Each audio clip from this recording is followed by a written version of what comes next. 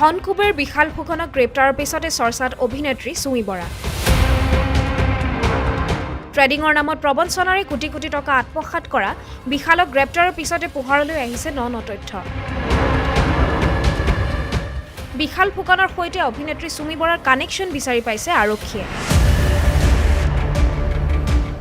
সোমবাৰে বিয়লি বিশাল ফুকনক গ্ৰেপ্তাৰৰ পিছত নিশাৰ পৰা চুমি বৰাৰ মোবাইল ফোন অফ পাইছে আৰক্ষীয়ে। চুমি বৰাক বিচাৰি অভিযান চলাইছে আৰক্ষীয়ে। এই পৰ্যন্ত চুমি বৰাৰ কোনো সংসূত্ৰ লাভ কৰা নাই আৰক্ষীৰ দলে। সোমবাৰে নিশা আৰু আজিও চুমি বৰাৰ ডিব্ৰুগড়ৰ বাসগৃহলৈ যায় আৰক্ষী। আপুনি কোন হয় তেওঁৰ দেউতা? আৰক্ষী কালিও আহিছিলে নেকি? কালিও আহিছিলে ন? কালি কেতিয়া আহিছিলে খুৰা? আহিছিলে আৰু আজিও আহিছে। কি বিষয়টো গম পাইছে? আৰু চুমি বৰা বৰ্তমান ক'ত আছে খুৰা? আপুনি যিহেতু পিতৃ, আপুনি হয়তো গম পাব চাগে। গুৱাহাটীত থাকে। হয় হয়। ইয়ালৈ আহে নে চুমি বৰা? আপোনাৰ যোগাযোগ, শেহতীয়া যোগাযোগ কেতিয়া হৈছিলে? 20 দিন মানৰ আগতে এবাৰ হৈছিল। ফোন যোগে হৈছিলে নে ঘৰলৈ আহিছিলে? নাই, ঘৰলৈ আহিছিলে। যোৰহাটত তাঁতৰ ঘৰ আছে, তালৈ আহিছিলে। আহি ইয়ালৈ গাড়ীলৈ আহিছিলে। আকৌ কালিও নিশাও আহিছে, পুলিচ আজিও আহিছে। কি কাম আহিছে আপোনালোকৰ ঘৰত? সেইটো সোধক আপুনি। পুলিচ আছে না? আপুনি সুধিলেও হ'ল দেখোন। মোক কি লৈ সুধিছে আপোনালোকে? তেওঁলোকে আহিছিলে, সোধক নেকি? বাসগৃহৰ পৰা এটা আইফোন জব্দ কৰে অভিযানকাৰী দলে। বিশাল ফুকনৰ সৈতে অতি ঘনিষ্ঠ আছিল অভিনেত্ৰী চুমি বৰা। চুমি বৰাৰ বিবাহক লৈও সামাজিক মাধ্যমত হৈছিল ব্যাপক চৰ্চা। উদয়পুৰত কোটি টকীয়া বিয়া পাতিছিল অভিনেত্ৰী চুমি বৰাই। চুমি বৰা আৰু স্বামীয়ে বিলাসীভাৱে বিয়া পতাটো সপোন আছিল বুলি এটা সাক্ষাৎকাৰত উল্লেখ কৰিছিল অভিনেত্ৰীগৰাকীয়ে। সপোন আছিলে আমাৰ বিয়া, আমাৰ দুটাৰ বিয়া, আমাৰ সপোন আছিলে। সি বিচাৰিছিলে Udaipur. It's a beautiful place, সবৰ ড্ৰিম ডেষ্টিনেশ্যন এটা। আৰু মই বিয়াখনত বেছি কথা নকওঁ দেই, এটা ষ্টেটমেণ্ট ক'ম। মোৰ বিয়াৰ পৰা, মানে আমাৰ দুজনৰ বিয়াৰ পৰা আমি ছেটিছফাইড। চুমি বৰাৰ বিবাহক লৈ চৰ্চা হৈছিল সামাজিক মাধ্যমত। এটা সাক্ষাৎকাৰত বিবাহৰ চৰ্চাক লৈ হাঁহি মুখে উত্তৰ দিছিল চুমি বৰাই। আৰু ইমান কি মই গমেই নাপালো ইমান যে কথা পাতিলে। মানে মই আপোনাক ক'ব লৈছিলো যে আপুনি টপ অফ দ্য টাউন হৈ গৈছে। মই সময় নাপালো। মই নেপালো। এইটো ষ্টাৰডামে কোৱা নে তুমি কিয়ে ক'লে, ট্ৰলে হ'লো কি হ'লো মই গমেই নাপালো কেতিয়া হ'লো। ঘৰ শিফটিং, দুটা ৰিচেপশ্যন, ট্ৰেভেলিং, ৱেডাৰ চেঞ্জ, ইফালে লাগেজ শিফটিং, আকৌ কামৰ ফোন, ইটো সিটোত মই সময় নাপালো।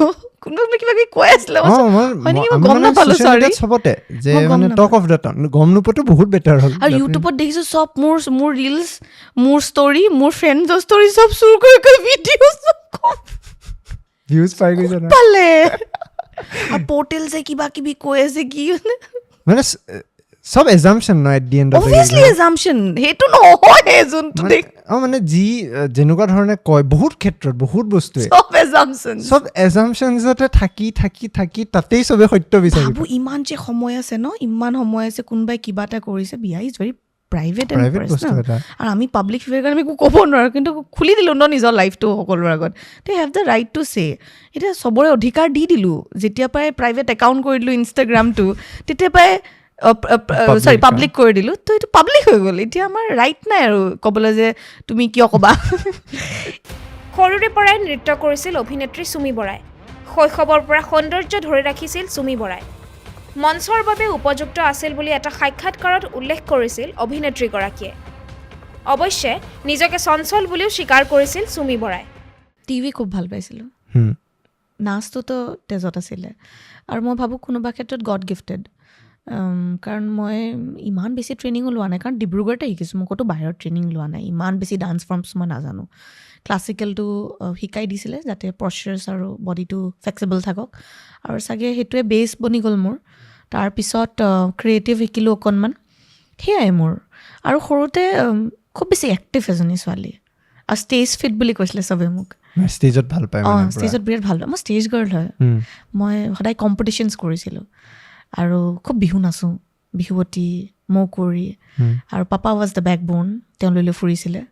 আৰু বহুত কম্পিটিশ্যন কৰিলোঁ ৱাজ লাইক তেতিয়া মানে সেই একদম চুলিখিনি ব্লণ্ড টাইপ আছিলে মোৰ এতিয়াও পিকচাৰ্ছ আছে বগা আছিলোঁ বহুত বেছি এতিয়াতো শ্বুটিং টুটিং কৰি পেলাই বাৰু অকণমান টেনিং আহি যায় কিন্তু তেতিয়া মানে সেই সৰুতে যে বগাটো বেলেগ ধৰণৰ থাকে ন ব্ৰাইট সেনেকুৱা আছিলোঁ আৰু মানে খুব কাপোৰ চাপোৰ পিন্ধিলে মোক খুব ভাল দেখিছিলে আৰু মই পূৰা ষ্টেজ ফিট ছোৱালী এজনী আছিলোঁ চবেই কৈছিলে খালি দিয়ে ষ্টেজত মোক ভাল লাগে তাৰমানে মই খুব ষ্টেজ কম্পিটিশ্যন কৰিছিলোঁ খুব এজনী চঞ্চল ধুনীয়া খোলা মনৰ এজনী চঞ্চলটো সেইটো কেনেকৈ ডিফাইন কৰিব আমাৰ অকণমান এটা জেগাত তাৰমানে থৰ নাইকিয়া ছোৱালী গম পাইছানে উৎপতীয়া বিশালক গ্ৰেপ্তাৰৰ পিছত হঠাৎ অন্তৰ্ধান হ'ল অভিনেত্ৰীগৰাকী ক'ত লুকাই আছে অভিনেত্ৰী চুমি বৰা